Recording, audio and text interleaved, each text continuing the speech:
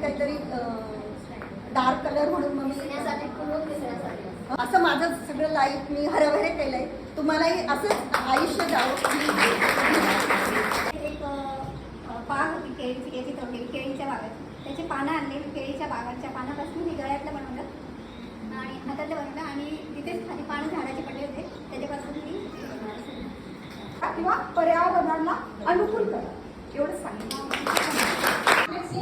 Beautifully neatness आणि ज्या हिशोबाने त्यांनी केले थ्रेडमध्ये करणं इझी नाही आहे. ते तुटत जातं. मी रात्री 2 वाजेपर्यंत म्हणजे झाले होते. ह्याच्यात तुम्हाला खूप